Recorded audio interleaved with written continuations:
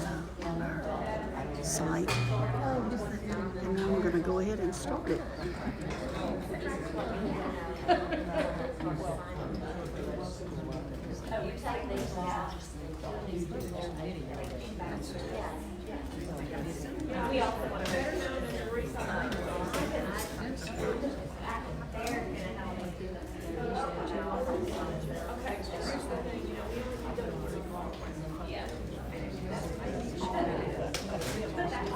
It'll be there, and then eventually it'll be on YouTube also. That's why I was asking Leigh if it's okay to do this.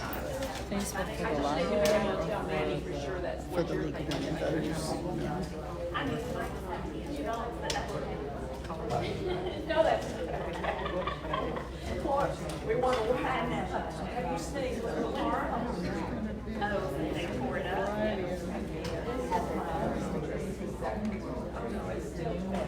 I hate to advertise it too far ahead of time because people will say, oh, I can just watch it online, and they won't come.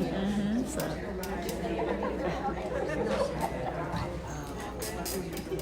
Our grandchildren will come watch it. But I think it'll be fixed, you know? Oh, yeah. What? I know. Good evening. I am Leigh, and I'm the Vice President of the League of Women Voters of Greater Birmingham. And we are so happy that you came out on this Tuesday evening to talk about a subject that frankly has confounded me for some months now about what the to-dos and to-not-dos are.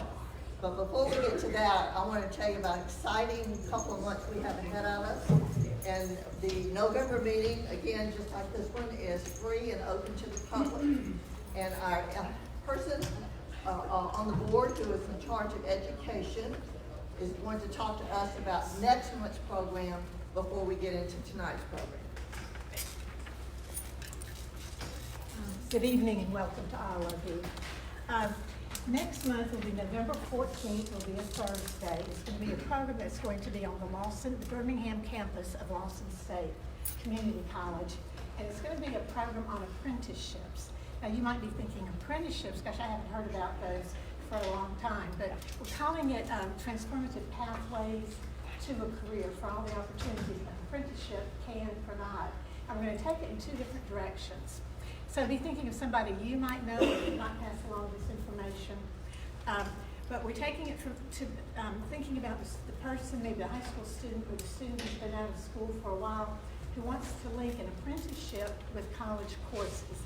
And that would apply to Jeff State, Lawson State, and the Bessemer Technical Campus. And we're having somebody come from the Alabama Community College system in Montgomery to speak about those programs. And we also hope the deans of the different colleges will also be there to answer specific questions. Then in thinking about the person who's been out of school a while, who simply doesn't want to link it with college courses and just is ready to start into a career or change careers, we're going to have two speakers from the Alabama Central Trade organizations. So that would be, they're going to talk about plumbers and steel fitters and pipe fitters and carpenters and all of those professions that go into commercial building work. And there are a lot of advantages. Many of these are registered with the U.S. Department of Labor, and these are just wonderful programs for people who just want to dive into a career and have a lot of benefits surrounding it. So please put it on your calendar. Maybe we'll be sending a lot of publicity out, pass it on. I know we're all past, most of us past the point of needing an apprenticeship, but maybe you have a family member or a friend that might be interested. So please pass the information along. Thank you. Thank you so much.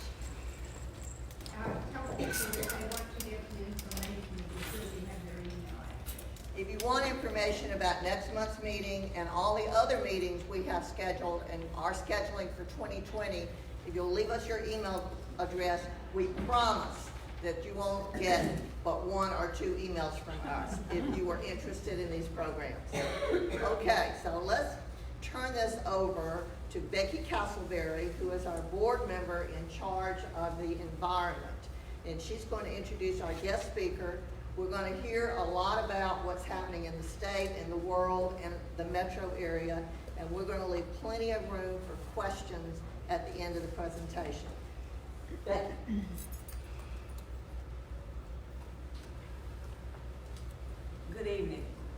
welcome Leigh Shaffer, who is our guest speaker for the evening. She's an Alabama native and an Auburn graduate. She graduated in 1996 and then moved to the West Coast and spent about 10 years doing various service jobs.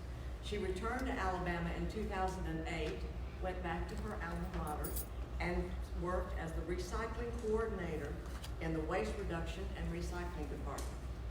After relocating to Birmingham, Leigh took a position at Birmingham Recovery and Recycling, where her job includes customer service, sales, logistics, education and research, and bookkeeping. She also serves on the Alabama Recycling Coalition Board of Directors. Leigh loves working in the recycling industry. She told me that she most enjoys the opportunities that she has to share what she knows about recycling and to help us as consumers become more effective recyclers. Leigh?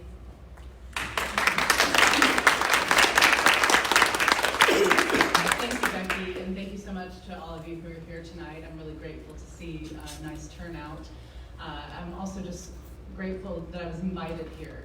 I feel that these sorts of opportunities where there's a relatively small group of people, but big enough that enough of you are getting the truth about recycling in Birmingham, that the ripple effect will be important. And so I encourage you, with anything that you learn tonight, to tell your friends and neighbors, tell your coworkers what you've learned. And I have some flyers in the back and also some business cards. You can also follow up with me anytime on any other questions that you might have that don't get answered tonight. So what I'm going to do tonight is I have a little PowerPoint here that sort of explains the operations at Birmingham Recycling and Recovery, which is where I work. Birmingham Recycling is what's called a MRF, or a Material Recovery Facility, basically a recycling processing center. And then we're going to talk a little bit about contamination, which is a big word for saying non-recyclable. So things that come to our facility that we can't actually process and send to a mill end up going to the landfill. And that's at a cost to us and a cost to people, consumers. And then I've got some catchy little phrases that'll help you remember some things. We'll do a show and tell and a Q&A, and that'll be the time when I totally encourage you to raise your hands and ask questions. You're welcome to interrupt me anytime, though, as we're going through the PowerPoint. You're welcome to just shout out and give me a question as you like. And so we'll just get started. So like I said, Birmingham Recycling is a material recovery facility. We are the largest hub, if you think of like a hub and spoke approach. So we're a centralized facility that receives material from many places, and then we send it to market. So like I said, it's a centralized location where materials are dumped, separated, baled, and sent to market. So raise your hand if you have curbside collection at your home. Okay, and put your hands down. And raise your hand if you don't. Okay, for those of you who don't, there are some drop-off locations, and you may already know this. If you're here tonight, you probably already recycle. But our facility is a drop-off center. UAB has a drop-off center. City of Bessemer has a drop-off center. And there's a handful of others around the region.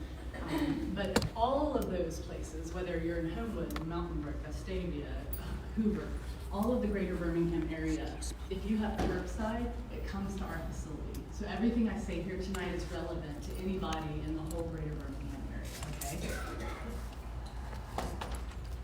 So there are other material processors. A MRF is the MRF, Material Recovery Facility, or RPC is Recycling Processing Center. So maybe that would be more like a smaller municipality who has a little bit of equipment, maybe a baler, maybe a little bit of a separation, maybe they pre-sort.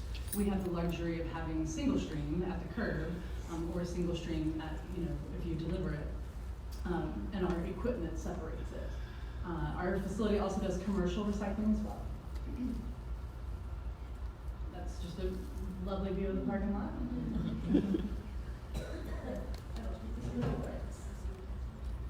Okay, so we do have two sides to the operation. One is the single stream where all the residential material is dumped. It goes through a series of processing equipment and people who sort it out. And then on the other side is where the commercial stuff gets processed. And that would be, for instance, a big box store like Bed Bath & Beyond or Cost Plus or something who sends a compactor full of cardboard and it's already pre-sorted and we don't have to send it over the system. We just push it right onto a baler and it gets baled. So this is a side view of a single stream system, and I'll show you some more pictures as we go. But so the truck that picks up at your curb, this is where they dump.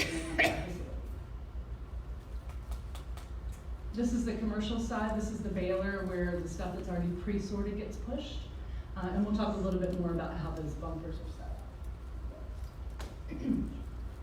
So about 40% of our inbound tons are comprised of residential single stream, so it's a significant portion of our business. And that is including paper, cardboard, plastic bottles number 1 and 2, aluminum cans, steel cans. And then there's the issue of contamination and trash, and we'll go into that quite a bit later. So if you see your municipality listed here, you have material coming to our facility. Is there anyone here who doesn't see their city listed? Just shout it out if you don't, yeah. Vestavia should be on there, that's the third one. Oh, yes. Anybody else?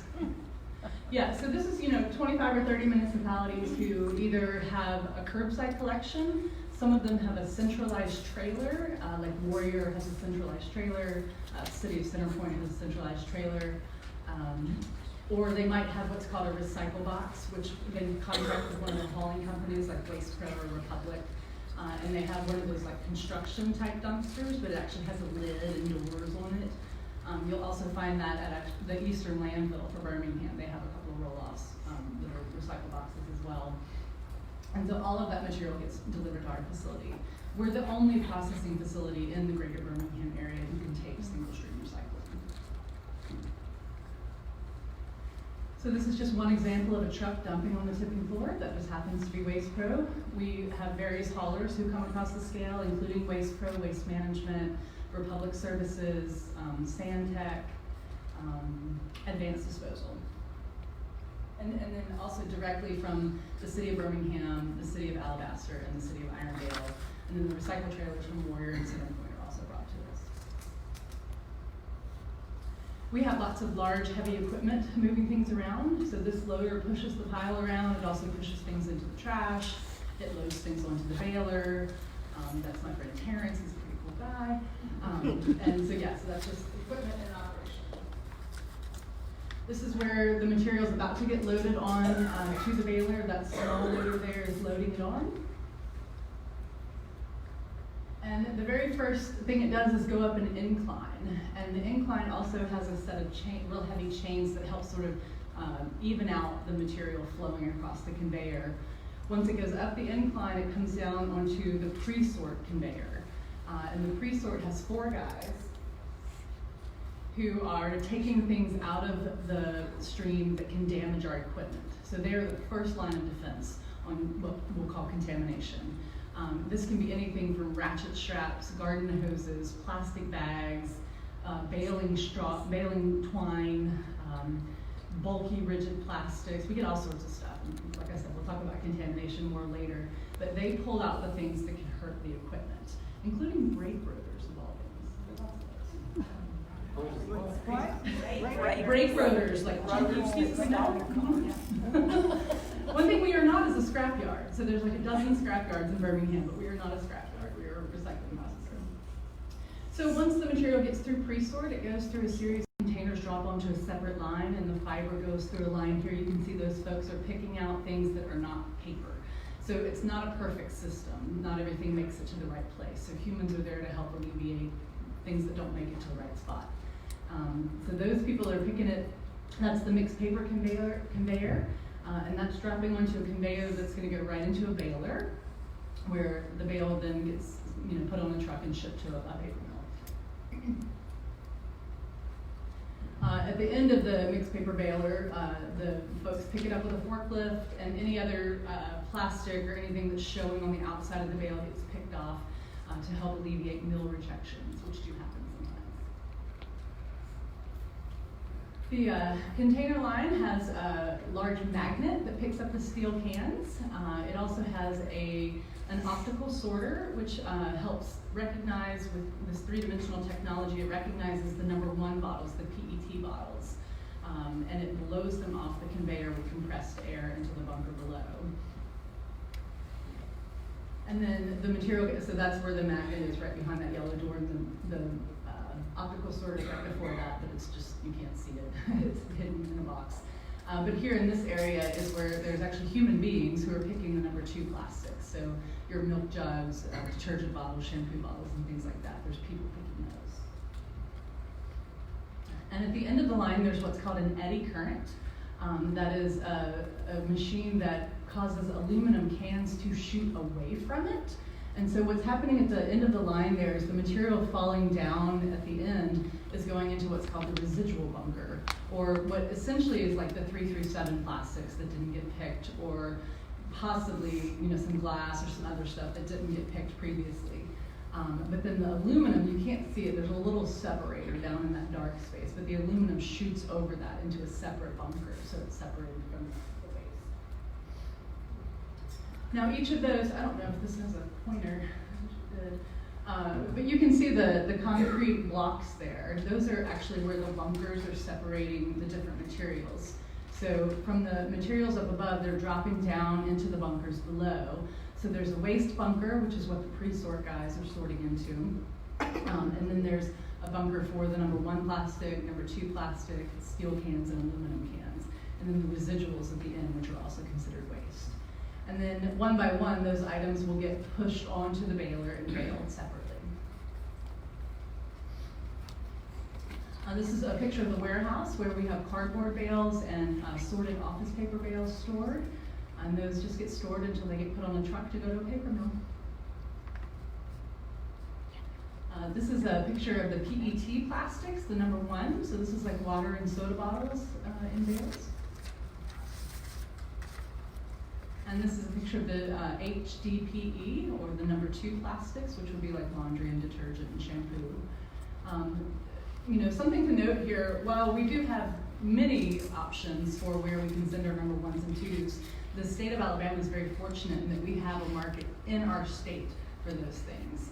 There's a company in Troy called KW Plastics, and they're actually the largest plastics recycler in the world. They're also they recently claimed to fame, they have 100% recycled plastic paint gallon jug that I think that they have the record for that too. But it's great. But they have said before that if they relied on the state of Alabama for their feedstock to make their products, they would be able to run their plant for 2 days out of the year. So what we recover compared to what they have to transport in, even from Europe, they have to transport in material to make their feedstock. It's pretty sad. But what you will find is that they do number 2s and number 5s. And so what you will find is pretty much everywhere on the grocery store aisle or at Walmart or Home Depot or wherever, KW Plastics ingredients are in most of those products. It's pretty phenomenal. Yes. I thought I had read in the paper there was an article about the concern in Troy not long ago. I thought it said they took 1 through 7 plastics. Is that incorrect? I don't know. I know they take 2s and 5s because we send our 2s there. I don't know about... If they take 5s, why don't you collect 5s? It's a very good question, and it goes back to those bunkers I mentioned earlier. So the system is built to separate so many materials, and there's no bunker for 5s. And so it's very disappointing to me too. I wish, and I beg for it all the time, and I'm like, can we come up with some sort of solution? I'm not really in charge.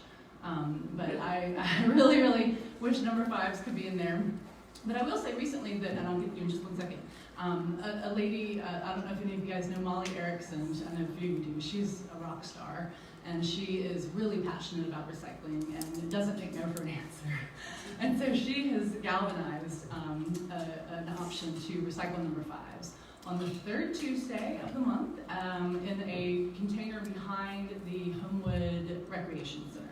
You can drop off your number 5 plastics. Now I will caution you that there's a difference between post-industrial and post-consumer plastics, and I don't think that they're necessarily distinguishing that, but I know that the mill distinguishes that, and so I would encourage you, like your yogurt and butter containers, definitely, you know, things that you consume from and then rinse out, right? Versus like a kitty litter bucket, that's post-industrial, that's a different sort of plastic. But there's still 5. It is, and it's a little confusing. Yeah, I mean, there's post-industrial HDPE also, but there's, you know, it's mostly other plastics that are industrial plastics. But I would encourage you, if you do participate in Molly's program, to just do the post-consumer, because ultimately for her to send that to the mill effectively, it really just needs to be post-consumer or separated. And she doesn't really have a separating mechanism in place at the moment. So explain again, post-consumer is? Post-consumer means something you buy at the grocery store, eat out of, and then dispose of. Okay. Yeah. Do you mind giving me the pickup place? I can give it to you. Sure. Okay. I'll give it to you. Thank you. Well, and I'll say it one more time for everybody. It's on the third Tuesday at the Homewood Recreation Center. Behind the building, there's what's called a super stack is what they're using right now, which is like a tarp type material. It's a big white bag that says, "Find your fives," I think. Yeah. Find your fives. It's the only thing there. Like you'll see it. It's noon It to is. 8 p.m. It's noon to 8 p.m. Thank you. That's different than what I had heard. Yeah, Noon to 8 it's p.m. actually earlier than that. It's supposed to be from 7:30 to 7:30. That's what I thought. Yes. Yeah. So that's been on the web. All day. Yeah. All day. And there's Never a mind. Facebook event that is a rolling Facebook event, so we could maybe, if y'all have a Facebook page. Perfect. Good. And ma'am in the red shirt, did you have a question? It was about prescription bottles are number 5s too. So can caps be added? Caps are okay. Caps and lids are okay in our situation and in pretty much any situation that recycles. And I was just kind of curious, do you know why prescription bottles need to be 5s? I mean, since we use so many of them. Well, 5s are very recyclable, and I can't answer the why because I'm not part of the plastic container industry. They have their reasons, whether it's cost or it's a non-reactive to the meds, or I'm just kind of making guessing. I don't know for sure. It's a good question though. Can they all make 1s and 2s, please? The Humane Society can use old medicine bottles because they send the adopted dogs home with their medicine in those. They wash them first. Fascinating. And today I was in line at Publix to pick up a prescription for my dog, and a lady was giving them back pill bottles that looked empty, and I forgot to ask about it, but I saw her doing that, and I was like, oh, I guess they take them back also at Publix at least. I'm not sure about other pharmacies. Make sure the cap is with it. They don't want empty and prescription bottles, not over-the-counter bottles. Right, and I would also recommend you tear the label off just for your own Yeah, privacy. that'd be good. Okay, so the other part of our business is commercial recycling, and that's a little over half of what we do, tons-wise, and it's comprised of cardboard, like I mentioned before, a big box store. REI recently opened. There's an Amazon distribution center. We get stuff from both those locations, among other Bed Bath & Beyonds and things like that are already pre-sorted cardboard that a hauler brings to us. And then assorted office paper. So there's mobile shred trucks who you may have seen around, like Iron Mountain and Recyclability, the Art of Jefferson County, Vital Records Control, Fidelity 5, that's the parent company. Premier Shredding is another one. So all those mobile shred trucks dump at our facility. Some of them might also take, like if they take a whole bin from your business and take it back to their facility, they might deal with that there separately, but if they actually dump on site and shred in the truck on site, they come to our facility. And we bail that and send it out. And then mixed paper is like what we're gonna talk about a little later, residential paper. Basically all the paper that's mixed together at your house that you throw in the recycle bin, which sadly right now, and as far as the markets go, has zero value. Yeah, we'll talk more about that in a bit. Walmart super sandwich bales, this is a bit of a specialty thing that not a lot of processing centers do. But Walmart has this, it's an enormous bale, and it's tremendous. And the majority of it is made up of what's called LDPE film. It's the number 4 film. Some grocery bags are made of number 4.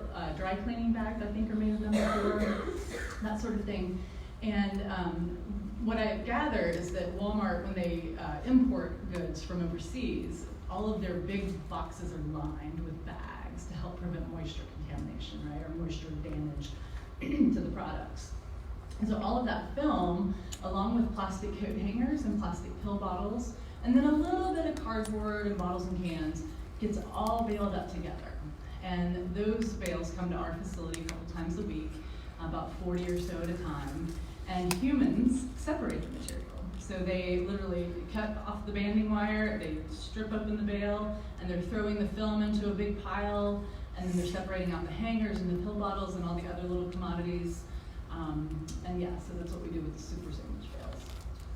We also have a cardboard bale route. We have a truck that carries a forklift and can go to businesses and pick up cardboard bales. You'd be surprised how many people around have cardboard balers at their business. If you generate enough cardboard at your workplace, then it warrants a baler. If not, at least a cardboard compactor. And then we also have a box truck that services various commercial customers. And we have trailers, maybe a dozen or so trailers that are staged at various locations that have enough demand that warrants they need the on-site storage. And then we just come and swap the trailer when it gets full. We also partner with local haulers, businesses, and municipalities who deliver material to us.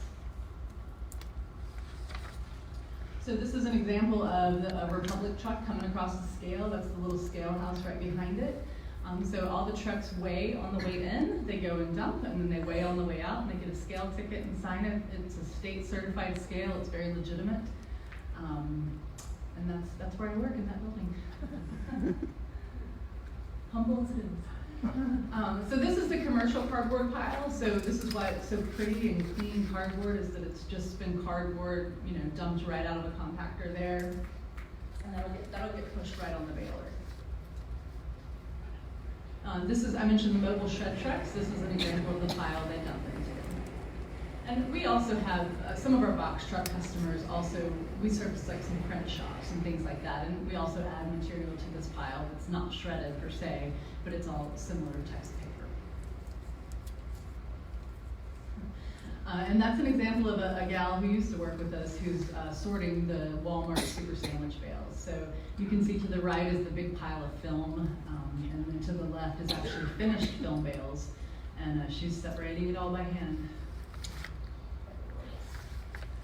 This is our rack trailer that carries the forklift and can go pick up bales. If you happen to work anywhere that you recycle at work, feel free to grab my card and give me a call and can see what we can do to help you.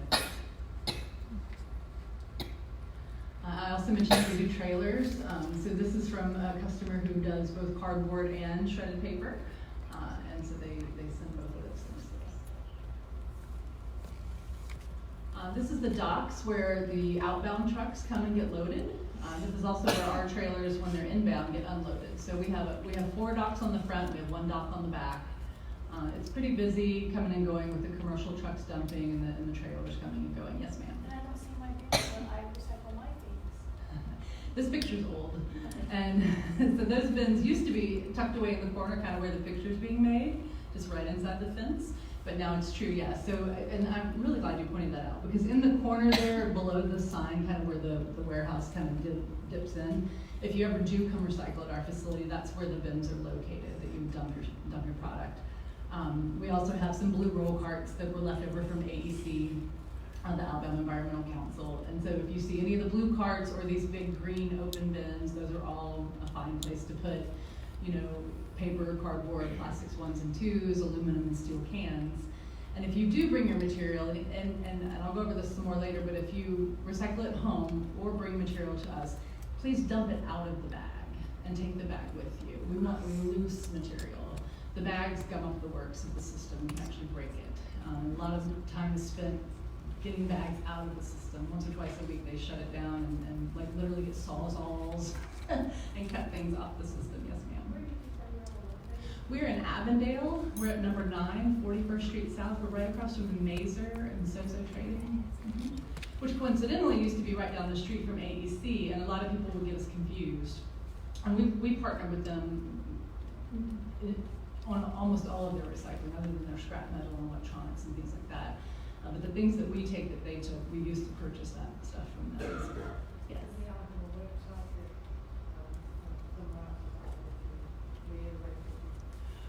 We have a website in process. We do have a Facebook page that you can check out, Birmingham Recycling Recovery. And then I did put flyers on the back. So there's 2 different flyers. One, this was created by someone who used to work for Mayor Bell's administration back before the mayor's changed over.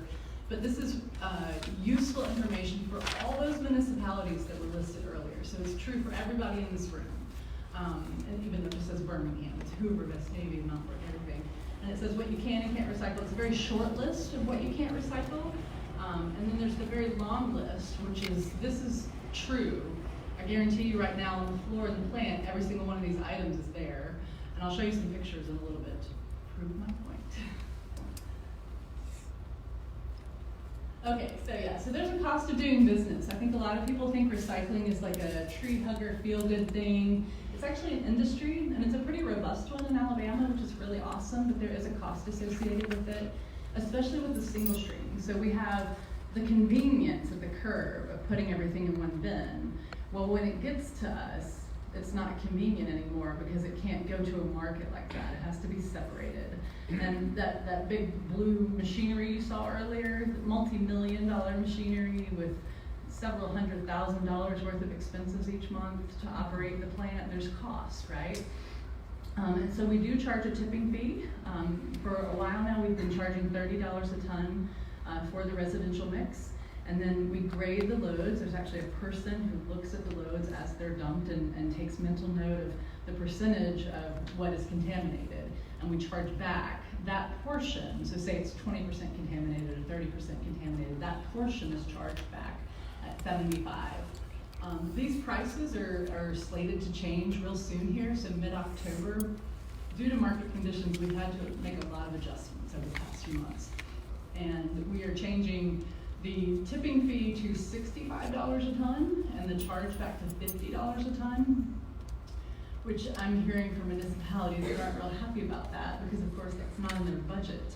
And so it's not good news, right? Because you can go to the landfill cheaper than that. So where's the incentive to recycle? Well, everybody in this room is the incentive to recycle, as are the industries here in Alabama, as is everyone employed here, including myself. I don't want to lose my job. So, you know, there's reasons to recycle beyond being a tree hugger and a do-gooder. Avoiding landfill disposal helps extend the life of the landfill. If you live in the city of Birmingham, you know that they're about to spend $7 million on opening a new cell in the landfill. Well, I'd rather have my roads paved. I don't know about you guys. So there's real reason to recycle. Aside from the several dozen manufacturers in the state who need recycled content to make their product. There's so much room for awesomeness in Alabama's recycling industry, but there is a cost associated with it. And so we've adjusted, partly just because the reality is that's what it costs us to do. We are a private company, we do want to make money, but we just also want to not lose money, and so we've just had to adjust in order to help achieve that.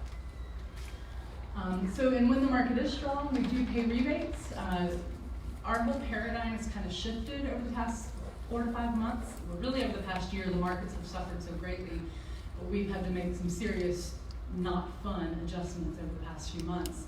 Whereas we used to say, hey, I'd like to pick up your cardboard bales and give you money for it. Okay, great, thanks. Yay, and I send you a check every month. And now I'm like, hey, I still want to pick up your cardboard bales, but I can't pay you, and I gotta charge you freight. That's not as fun, you know?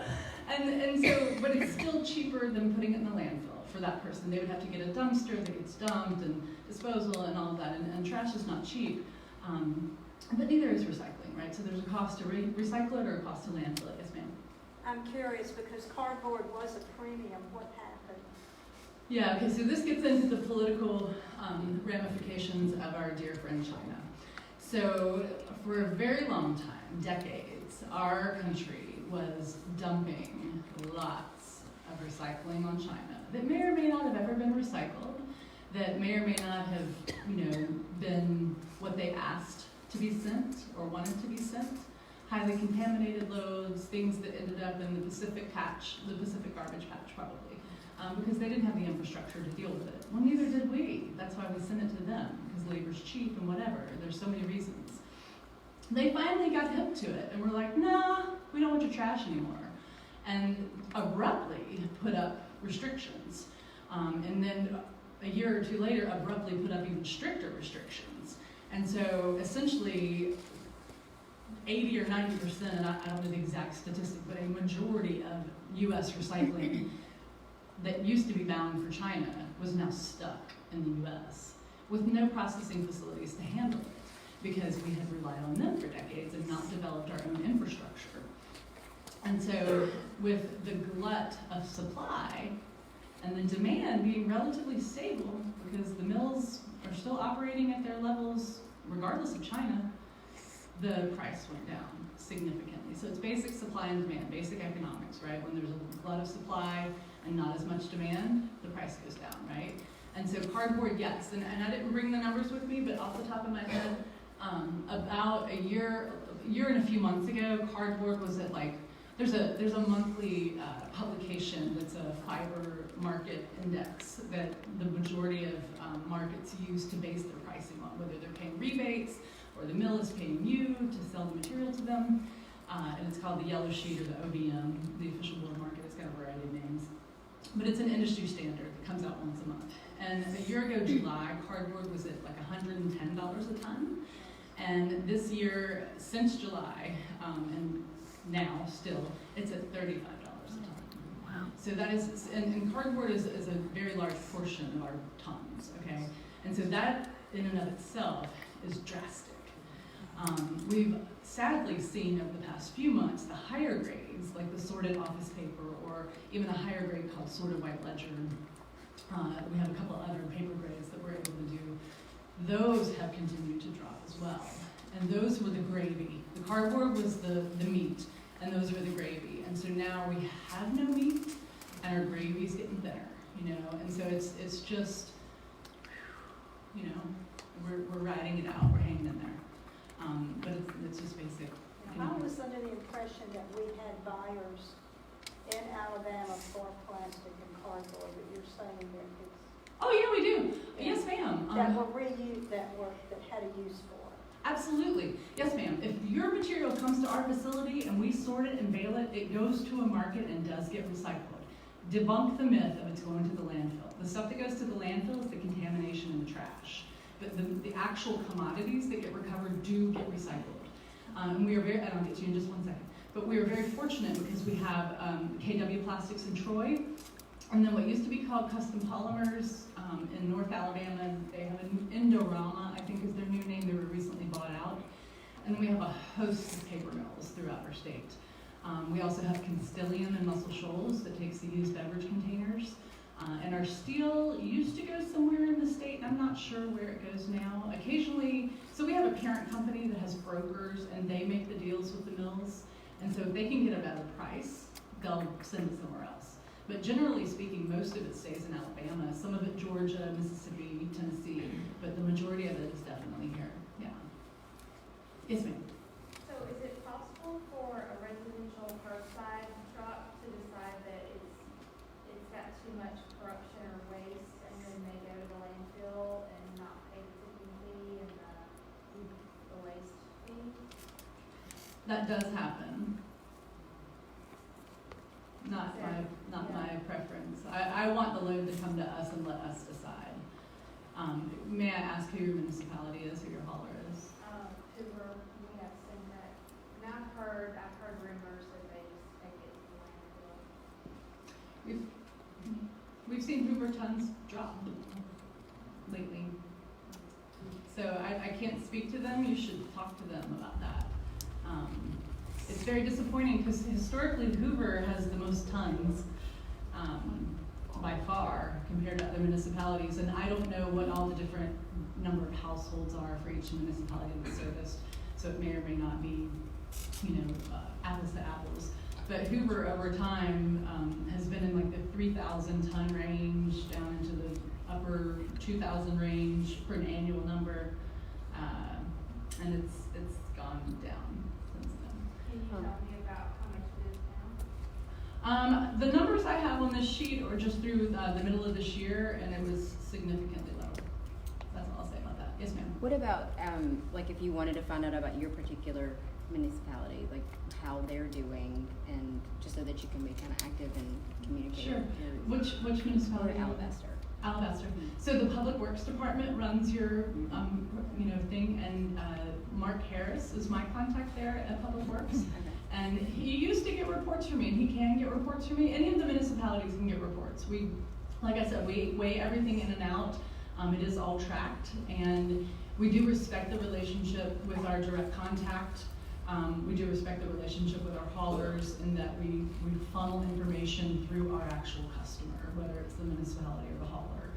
So we do encourage you to go that direction. Okay.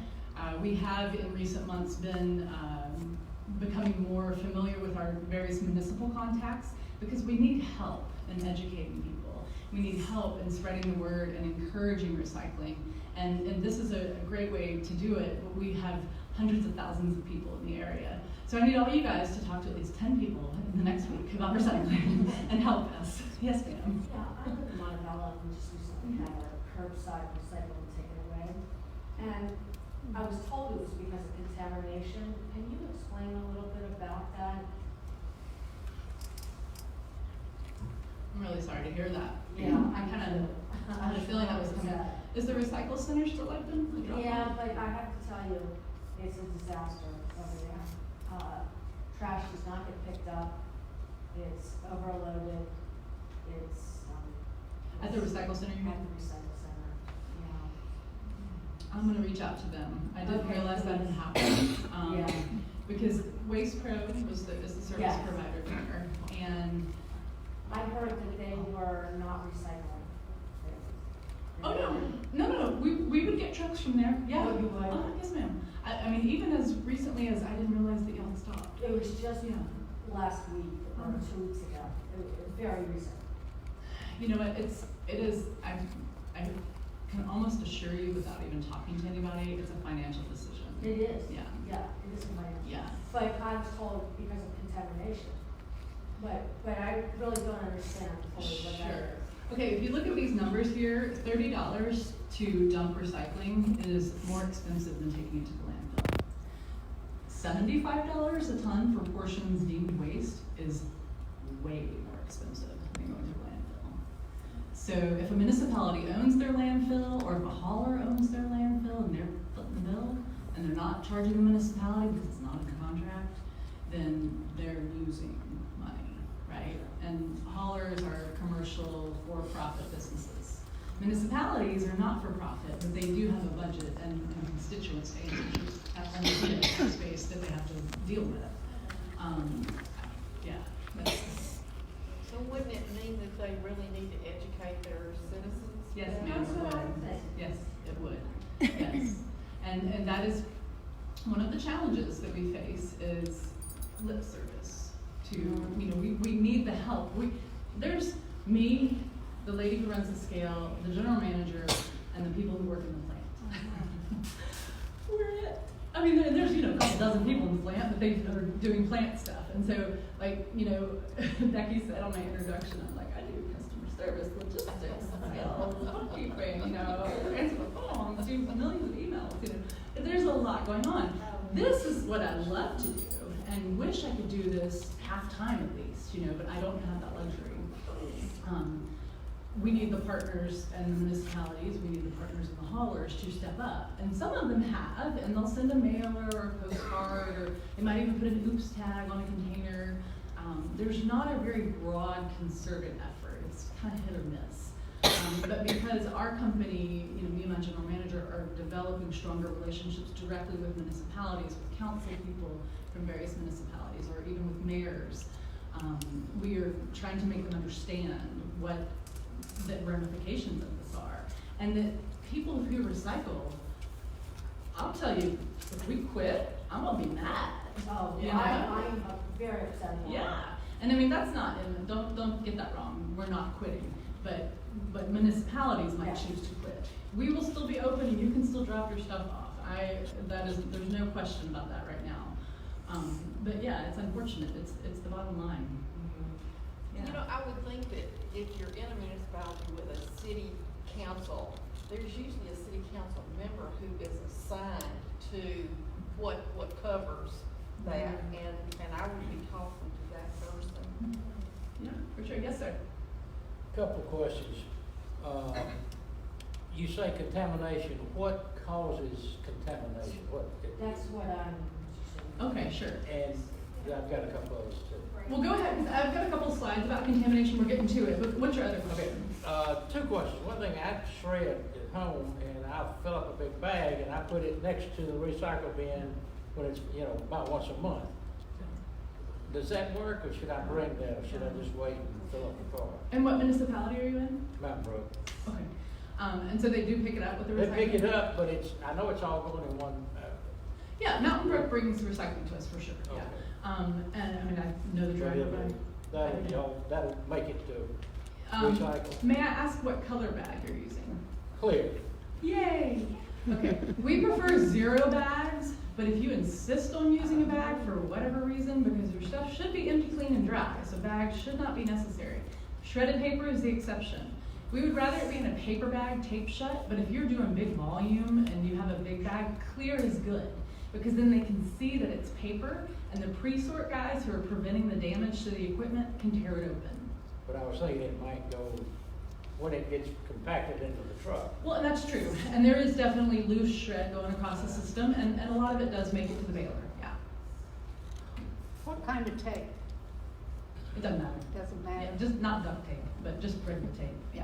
If you staple it shut, that's. Stapling's fine too, yeah. If you crush the aluminum cans, do they still fly over? They do. Okay. Yeah, yeah. However, on the number 1 bottles, because it's an optical sorter that recommends 3-dimensional containers, crushing your number 1 bottles is not necessary or advisable per se. Now, that's not to say that none of them get recognized, but it's not a perfect system, like I said. Sometimes they get read as paper before they even get to the optical sorter, and they'll drop onto the paper line, where humans pull them out, hopefully, if they can get to them, you know. Sometimes they end up in the paper bag. But yeah, but crushed cans definitely make it. So do crushed steel cans. Okay, moving on. Does anybody else real quick? Okay. See, here we are. We were already there. So what constitutes contamination? This list is true. When I first started working at Birmingham Recycling, a few months in, once I got my feet wet and knew what I was doing in the office, I spent some time in the plant. And I'm going to show you some pictures in a minute of actual, like, almost every single one of these items is in the pictures I'm about to show you. And almost every day, every single one of these items is in the plant, on the floor, waiting to be recycled. None of this gets recycled. Most of it can damage the equipment. The rest of it just goes to the landfill at a cost to us, which now, you know, we have to trace back. So yeah, unfortunately. As far as a few of these items go, electronics, there are other options. There's an electronics recycler in Homewood and one in Hoover, ProTech Recycling in Homewood, and Advanced Technology Recycling in Hoover. I know ProTech accepts stuff from residential. I'm not sure about the scope of business of Advanced Technology. I think they do. But there might be a small fee associated with monitors or TVs or something, but I think most electronics they accept. And Target takes glass. pardon? Target takes glass. Target does take glass, yes, that's what I was gonna say. Target takes glass. And I was in Target the other day just to remind myself what they have. They also have bins that say plastic, aluminum, or plastic and aluminum, I think. And paper and cardboard, they take as well. Yeah, it was weird. There was, where I saw it, it was like one for glass and one for three other things. Yeah. And that's very unspecific to me, and I'm very suspect of very unspecific things based on my knowledge of what happens when big stuff goes to a facility. So I don't know. I will say, I know people who have tried to get to the bottom of whether or not they do recycle the glass with no definitive answer, but I will say that if they weren't recycling it, they wouldn't be taking it because it's heavy and it's expensive to dispose of. So I can only assume that they're backhauling it to their distribution center, probably in Atlanta or some other large city that has glass recycling markets. Strategic Materials, for instance, is in Atlanta, and they are a glass recycler. Yes? Just gonna say Mountain Brook has just, given that list out to all of the Yay. homeowners, so. How did you get them out to homeowners? In the mail? Oh, I haven't got any. It came with, when they were gonna collect leaves in the fall. It was the 2 pages. Hard together. copy or on a piece of paper? Oh, just a hard copy. 2 pieces of paper.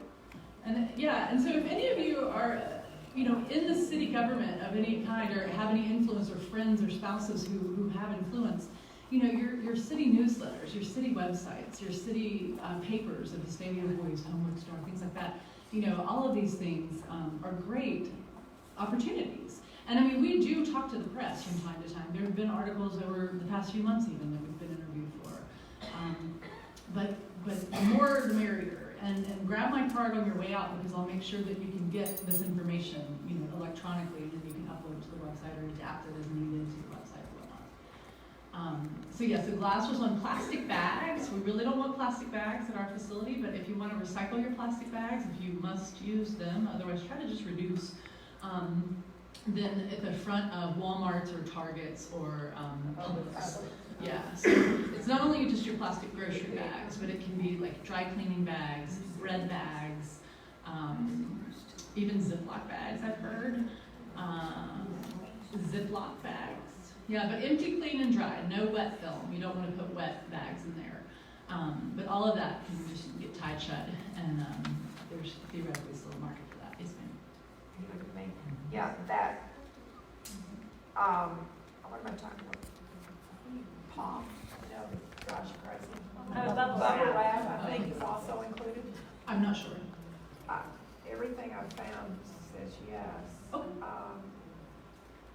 Yeah, I'm not sure about that. But anyway, so bags, textiles, so clothing. You'd be surprised how much clothing comes through our facility. And I actually got a really cool rug in the market right off the recycled floor.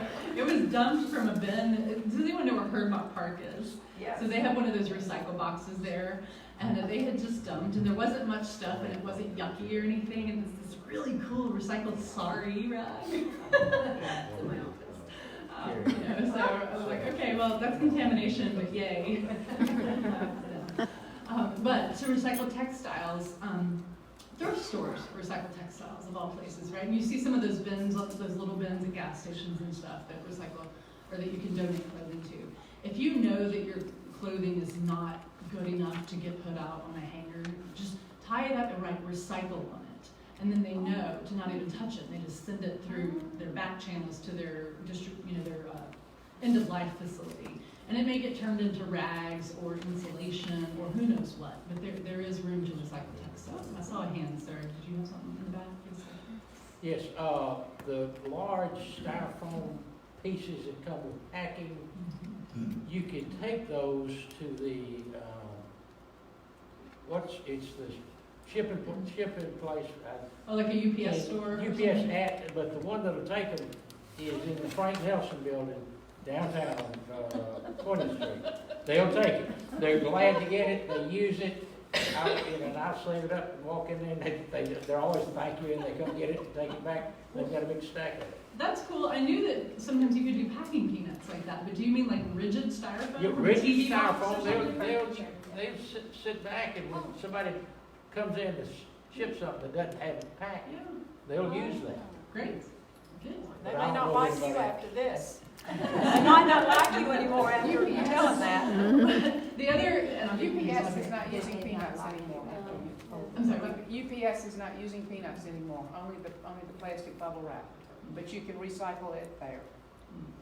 UPS. And then foam egg cartons and foam meat trays that ground beef or chicken are on at the grocery store. If you rinse those off, that is also at the front of Publix. You can put the foam trays and foam egg cartons, and that is all the bin says. I've seen people put other styrofoam products in there, but I'm a little skeptical of doing that. I consider that contamination. It just says foam trays and cartons, and that's what I put in there. Yes, sir. What happens to the plastic bags from Target and Publix?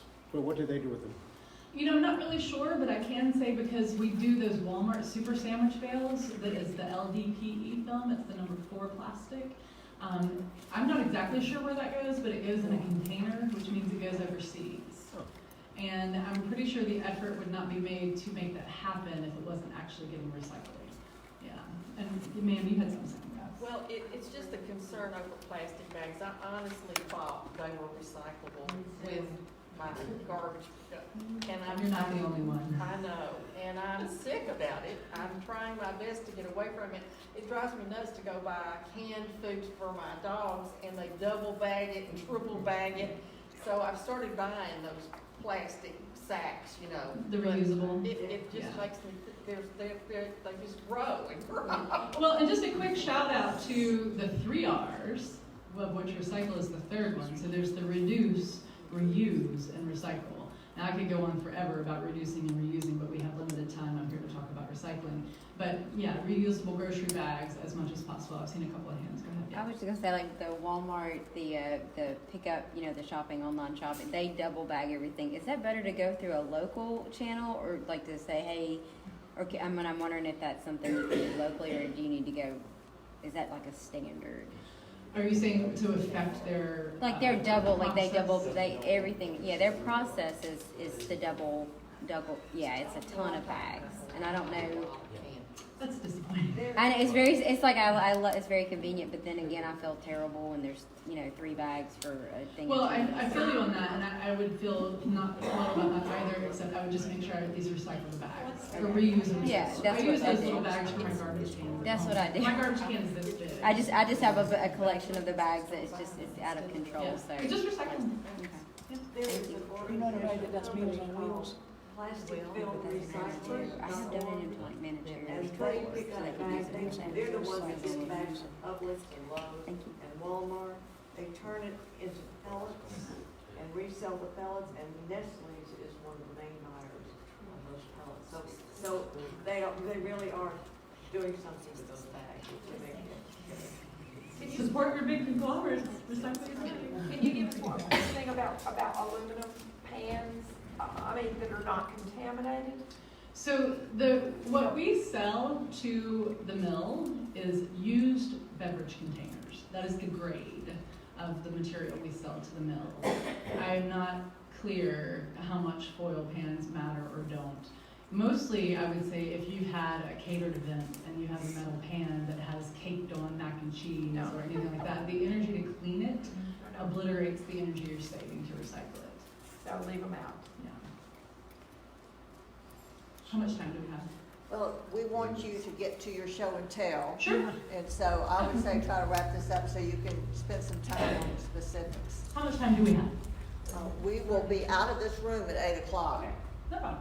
Yeah, no, and see, the thing is that the Q&A is already happening, which is fabulous. You guys are awesome. And plus it's good because I've gotten to leave this up here for a while. This is also a copy of what I have in the back I showed you guys earlier. That's what's on this list, so you can take this with you also. And I have an electronic version I can email you should you want. And if you don't get my card, my email is also on the bottom of this. So. Okay, here's some little catchphrases that might help you remember some things. So, know what to throw. Now, y'all, do me proud. Raise your hand. What can you put in the recycle bin? One and twos. Paper, cardboard. Paper, cardboard. Aluminum cans, steel cans. Okay. Can you put garden hoses in the recycle bin? Yeah. Can you put ratchet straps? No. Brake rotors? No. Deer head? We got one of those ones. Oh my gosh. Pallets. Pallets. Scrap metal of any kind. No. Okay, good job. Okay, so know what to throw, and empty, clean, and dry is a good rule of thumb. A couple of items, and this is where the show and tell can get helpful, but I'll use the mic because I just want to be respectful of those who may not be able to hear as well. So say for instance, like I have a canola oil bottle, right? And so I don't want to use a whole lot of energy to clean my canola oil bottle, so when it's empty, to me, I turn it upside down in a garbage can or with a paper towel in a cup or something and just let it drain for an hour or whatever. And then gravity does the work. And then I might take a few tablespoons of water and shake it around and dump it out. But then I'm not pouring oil down the drain, and I'm also not washing a bottle. Like, that's silly, right? You rinse, a little rinse is fine. For laundry detergent, the same thing. I have a top loader, so I have an advantage there, but I'll put water in it, shake it up, and pour it into my load. Do that 2 or 3 times, you get your laundry detergent clean. Your bottle is clean. Milk, just a quick rinse. No dishwasher necessary. You don't need to overwash your recycling. Just a little rinse, but as little as possible, and just try to be smart about it. And the liquid plumber, I do the same thing as the oil. Just turn it upside down, try to get all the residue to come out with gravity, and just do a quick rinse. So yeah, empty, clean, and dry. Caps and lids are okay. At plastic recycling facilities, they shred the material and then it goes into a float tank, and one type of plastic sinks and one type of plastic floats, and they're able to separate it that way. It's pretty awesome. Are the lids, if the lid is on something that's marked 1, does that mean that lid is 1? Or No, and that's a really good question. So is the lid the same type of plastic as the bottle? And the answer is generally speaking, no. Oftentimes the lids are number 5 plastic, which is very highly recyclable. It's just a matter of capturing it, right? Just not through our facility, unfortunately. But they're Molly recycles number 5s. So, lids are okay. Lids and caps are okay. Caps and lids are okay. And on glass jars, if you're going to recycle your glass, and by the way, other than Target, the city of Auburn and the city of Tuscaloosa both take glass. So if you go to football games, or if you have family in school or anything like that, because the city of Tuscaloosa pulverizes it and uses it for fill or for projects they have. The city of Auburn, last I knew, and I used to work at Auburn University and knew more specifically about them back then, Strategic Materials in Atlanta gets their glass. And so it is recycled. I know in the city of Auburn you have to separate it by color. I'm not sure about Tuscaloosa, but that's where I have lots of glass being saved. Can we because leave I it? know it gets recycled at these places, and I'm not sure Can about we leave our glass in the stadiums? Okay, I don't think you're supposed to have glass in the stadium. I'm teasing. I don't think you could get it in. But I'm just thinking. Yeah, but what I was going to say was the lids, like a pickle jar lid, that's metal. Throw it in there, a magnet will pick it up. But not in the plastic. Separate. Well, obviously, because you can't put your glass in there. So I'm talking about on a glass jar, like a metal lid on a glass jar. So pickles, that's the one I can think of right now, but there's others. Salsa is another one. That's metal. I'm not going to advertise that, but I'm telling you guys that that's what I do. You know, because the magnet will pick it up. Is it gonna then go into the recycle? It goes with the steel. If the magnet picks it up, it goes with the steel. The steel cans. Yeah. Yes, Michael. One question, taking things that are made of cardboard and have a metal bottom off. If I cut the metal bottom off, throw the cardboard in there and throw the metal little disc in there, is that okay? Sure. I mean, that's interesting, like a Pringles bottle or I something. don't know what it was, it's like oatmeal or something. But do you Okay. need to separate it if it's a two? It would be best. I mean, so these guys are talking about the minutia of contamination, which is not at all what we're worried about. So the mills allow a certain amount of contamination, like a couple % of the bale can be what that bale should be. And like the metal bottom of an oat container is a perfect example of an acceptable amount of contamination. The big plastic yard toys, the rubber balls, the HVAC filters, the yard scraps, I mean everything. And I forgot to show you all those pictures, I will in a minute. But anyway, so the big stuff is what we're concerned about as far as contamination goes. Yes, ma'am. I'm very confused about the 1 and 2. Now, is it just the drink bottles or also any kind of food preparation? We'll do a little show and tell real quick. And what was your question, ma'am? All the aluminum cans that bakery products come in. Do you take that kind of aluminum? To be honest, I need to research that a little bit because, like I said a minute ago, the grade of material that we sell is used beverage containers, which is strictly aluminum that gets melted down, rolled back out into aluminum sheets, made into metal cans within a couple months, right? Or it might get made into other things Do too. you also take steel cans? We do, yes ma'am, yeah, we're gonna do some show and tell. Do you need to clean your aluminum and your steel cans? Yeah, empty, clean, and dry. Just a little bit, just rinse it, I mean, if it was like, okay, here's an example. Well, I don't have a peanut butter jar. Let's pretend this is a peanut butter jar, a plastic peanut butter jar. I have a dog, so my dog cleans my peanut butter jar. If I didn't have a dog, I would fill my peanut butter jar with water, put the lid on it, let it sit in the sink for a day or two, loosening up. I'm not going to use soap. I'm not going to use a sponge. I'm going to use minimal effort to clean a container that I'm trying to recycle to save energy. I'm not going to waste energy to save energy. That's kind of silly, right? And in addition, this is actually a pretty good example too, applesauce. So what I use this for is for my dog. I put it in smaller containers and freeze it, and he likes it as a treat. We call it applesauce, or ice cream, but it's applesauce. And so, but the shape of this is annoying because it little crevices and stuff. And so I'll just get a little water in there and just kind of do this, just like literally like a quarter cup of water, and I'm just like, And I realize that not everybody has time on their hands for things like that. But like that's what I'm saying. Like don't fill it up with water to rinse. Like just give it a quick rinse, right? And mostly that is to help with vectors. Like we have rats, right? Rats come to the plant because there's plenty to feast on there. And the mills don't want yuck, but a little bit of residue isn't the yuck they're concerned about, right? Same goes with dish soap. Just, shake it up, turn it upside down, let it drain out as best you can. And obviously the labels and stickers and all that's fine as well. Thank you for asking. Labels and stickers are fine, lids are fine. This is plastic. I think this is plastic. Yeah, this is like a plastic thing. You don't have to take that off.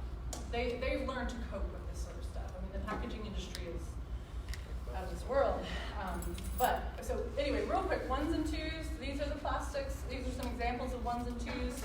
It is best to say that when the neck is narrower than the base, you can be assured if it's a 1 or a 2. Good stuff. Okay. One example, and I didn't bring a whole lot of no examples. I brought a few. But one example is like a mushroom container that's black PET. No black PET, right? But this is like recycling 101. That's recycling 103. But that's recycling on steroids. But the basics are, all of your aluminum cans that you drink out of, all your soup and bean cans, tin cans. So all your metal cans. That's a very easy one. Plastics 1s and 2s. PET is usually clear. The black is an exception. I think they might be blue sometimes too. But usually you can find the symbol on the bottom. If you need a magnifying glass like I do, just invest in one, they're worth it. But yeah, so juice, water, applesauce. Now what about cups? Anybody know? Usually 6s. Well, okay, so there are number 1 cups, and this is a number 1 cup. But there are number 5 cups also, and number 6 cups. No cups, people, no cups. Unfortunately, I recently learned that a number 1 cup is chemically different than a number 1 bottle. And the mills don't. Reusable cups. Remember, reduce, reuse. Reusable cups. If you get coffee every day, please invest in a reusable mug. Stop using plastic. Stop using single-use There's not plastic. a market to recycle that plastic anywhere. If there is, we still have no way of separating it. So if they have to be disposable paper cups, then it's enough, right? Oh, another good point. Paper that has come in contact with food or human juice should not be recycled. So tissues, paper towels, cups have a wax coating on the inside usually. The paper cups have a waxy coating. That's partly how they keep stuff hot. Yeah, so no. So you do not want number 1 cups? Correct. How in the world are we gonna find that out? We've Well, been selling them okay, but see hundreds. here's the thing. Small problem. Okay, small problem. Like this is the 1 to 2% acceptable contamination. I'm not going to promote cups, and I'm going to educate people when I can about not doing cups. But this is not something to write a press release about.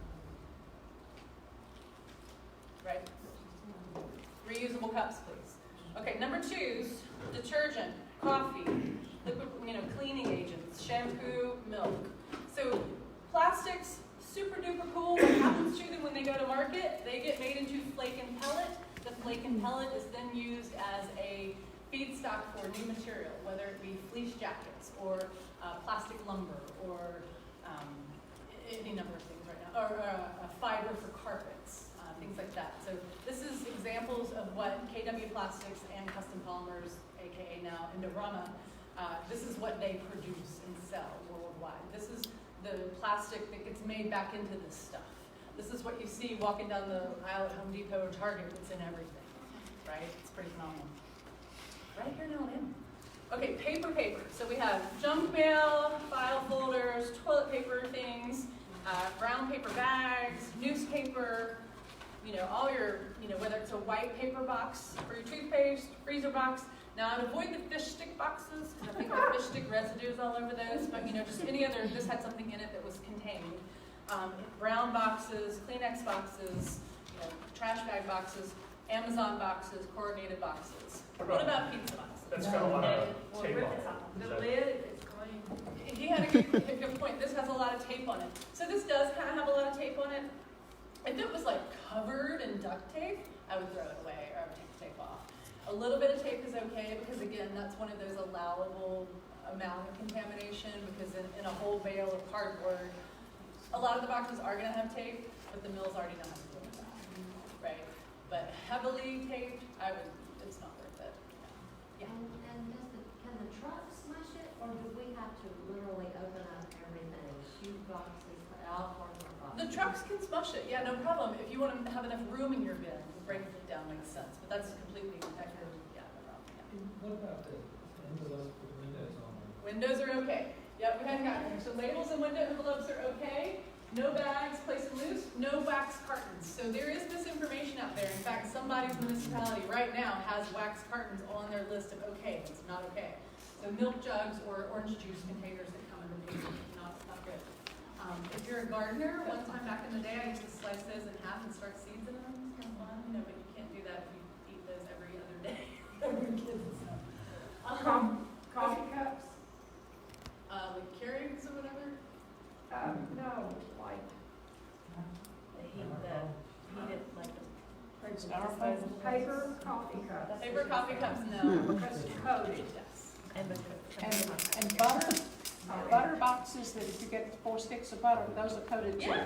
Or so you know, you might think it's coated, but so this almost seems coated, doesn't it? Right? Okay. So but you can tear it all the way through. This is ink on this paper. This is not plastic. It is ink, and it looks glistening and plasticky, but it is ink. If you can tear it, it's okay. Yeah. So same thing for gift bag. For gift bags, yeah, paper. So like for instance, the backing of a sticker, this is definitely plastic. You can tear it, but it's got a plasticized bit to it, so you can tell.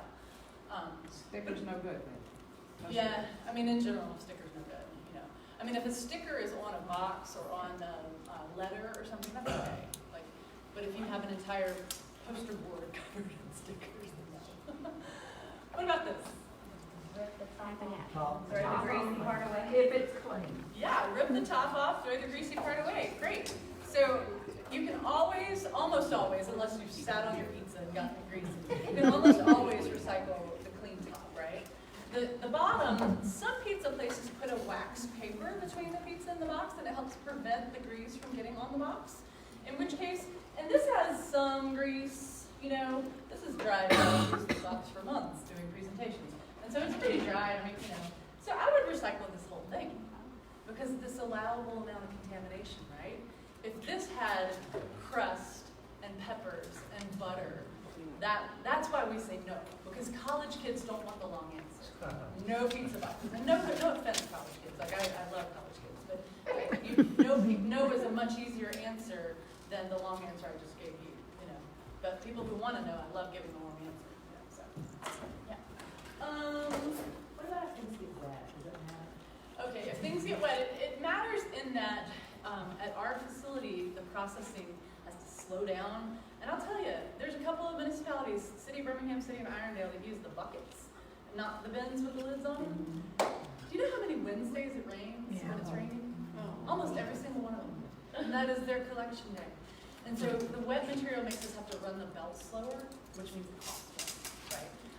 One person had a really great suggestion. You know the political corrugated plastic yard signs? They make a perfect lid on those bins. And so if you can find a way to maybe punch holes and zip tie it to your bin so that you don't lose it when they dump it in the, in the truck, I think that's a clever solution. Or just, you know, wet. What's unfortunate, but wet can still be recycled. Are those signs recyclable? Technically, yes. Through our facility, no. It's one of those frustrating things. There are so many different kinds of plastics, and a lot of them are recyclable. But through our facility, we can only do the ones in the tubes, unfortunately. It's actually polypropylene. It's a number 5 plastic of corrugated, and there's even a local place that would process it. And I wish I was in charge. Could have a bin. They don't pay for folks. It's a commercial facility now. Okay, so scrap metal, electronic waste, and hazardous waste have other homes they can go to. Scrap metal, there are yards all over Birmingham. Just call. You can sometimes even get paid for that stuff. Electronic waste, I mentioned earlier, Protech Recycling and Advanced Technology Recycling. There may be others, I don't know. Oh, well, and like Best Buy has some bins. And Batteries Plus, I think, takes batteries. Compost yard waste and food scraps. The majority of material filling up the landfill is compostable and or recyclable. But if you have the ability to compost at your home, that is one of the biggest ways you can help reduce greenhouse gases on an individual level. And other than recycling, like greenhouse gases are such a, climate change and all that, global warming. So if you want to do the earth a favor, make some compost, put it back into your ground, and don't put it in landfill. So, not sure what else I have on here. Okay, something. Oh, these are a few contamination pictures. It's a sleeping bag. There's a tire in that pile. There's pallets and who knows what. We wish it was that clean. Okay, but I do want to show you these other pictures. Compact fluorescents can go to, I think it's Home Depot, people don't know that. And fluorescent tubes can go to the batteries and bulbs. Yeah, batteries and bulbs, West, but they charge you $2. $2 a tube. Oh, Next to the top.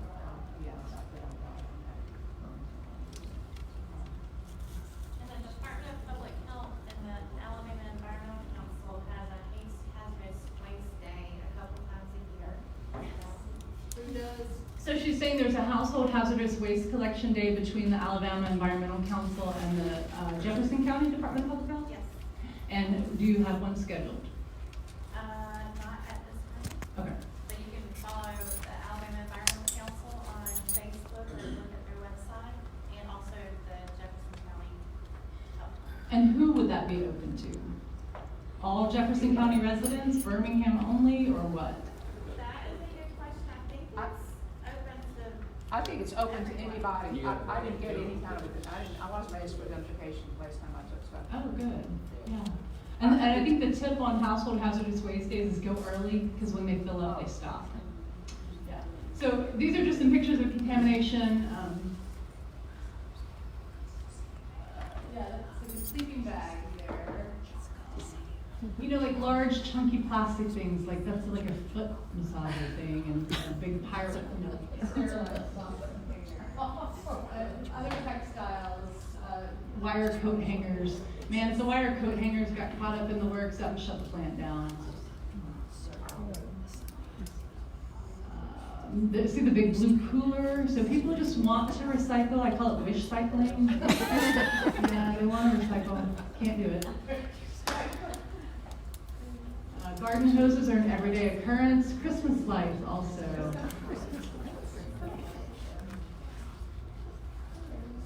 Electronics, there's a radio in the top picture. There's a child's car seat in the bottom picture. So that's like a kid's toy from the yard, like a, sandbox on roads or something. Glass is a big problem. Glass is hazardous to our employees. Not only is it also heavy to dispose of, so our disposal cost, is affected by that. It's hazardous. And then there was a grill and an instrument. Okay. Ratchet straps, another cooler, some textiles. And yet again, some grills and coolers and yard waste. Some more, plastic toy things. Plastic toy things from Target. I don't know what that is. I think that's a tent. And then the HVAC filters. You guys, oh no, that's a water basket. So used HVAC filters are not recyclable. We get so many of those, it's crazy. Some more coat hangers and vacuum hoses is another one. We get a lot of vacuum hoses for some reason, and then there is an HVAC filter there. Reusable grocery bags, I think that is. And I don't know what that is, a stroller, I think. The textiles, the pillow there, and that's a vacuum cleaner. Yeah, a whole vacuum cleaner.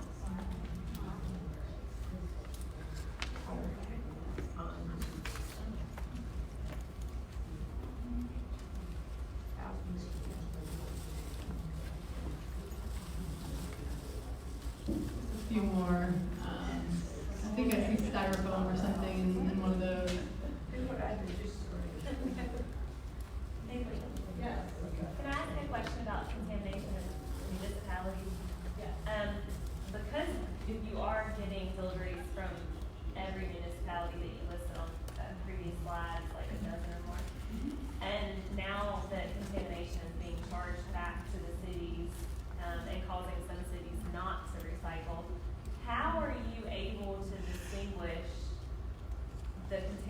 rates per city, or do you? We have a person who visually inspects the loads. But how do you know what's from Homewood versus Alabaster versus the state? Yeah, truck numbers and trucks. So is it days of the week or, okay. Truck numbers, I mean, cause it just looks like it all gets mixed in together, so. It does, and so, yeah, no, it's a good question. So when a truck comes in, somebody's standing there as it's dumped, and they look at it, and they say, truck number 53, and 30%. Right, okay, so, so the question is, how do you know what your municipality's contamination rate is? So when the trucks come across the scale, the lady who runs the scale is inputting, like, and she knows all of the trucks, right? And if she doesn't know, she finds out who they are on the way out. But if she knows who they are, then she's putting in their color name and then the truck number. They go and dump and they come back to the scale. That truck number, there's a ticket waiting for them to get their outbound weight. And then she confirms, where is the load from? Especially with the hauler, because they might have various locations. If it's Irondale or Birmingham or Alabaster, their truck says it, you know. But if it's any of the other ones, and Mountain Brook is the same driver every time, Waste Management's the only one who does Mountain Brook. You know, we know, but there's valid confirmation on that as well. And So then even if it like Republic who picks up from like 3 different municipalities and maybe sometimes on the same days, in that case it's not gonna really be separated out. Yeah, well, no, because the Homewood brings Homewood Republic brings Homewood and Vestavia, and we have no problem distinguishing. I don't think that they commingle. In fact, I'm probably pretty sure in their contracts they can't. They can only pick up that city's stuff, come and dump it, and then go on their merry way. They should not be combining. It's not to anyone's benefit for them to do that, you know. So, and even like Stanford University has some bins that get picked up that they just bring. I mean, the truck has barely anything in it, but it only picked up at Stanford, you know. So, yeah. But Sanford is single stream bin. Is there any hope out there for churches and institutions and so forth for having bins that are picked up regularly to bring to you? Based on the time, I'm going to talk to you privately about that. The short answer is not really. But thank you so much, you guys. I really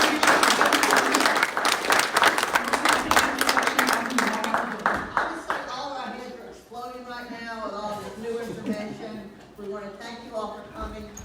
I love seeing so many committed, educated, trying to get educated citizens. If you think this kind of information, this kind of program is for you, then I recommend that you pick up a small brochure on your way out and think about becoming a member of the League of Women Voters of Greater Birmingham. Because this is the kind of program we want all the time, and we will follow up with our policymakers and elected representatives to try to inform them about the great new information that Leigh has given us tonight. Thank you again. Thank you.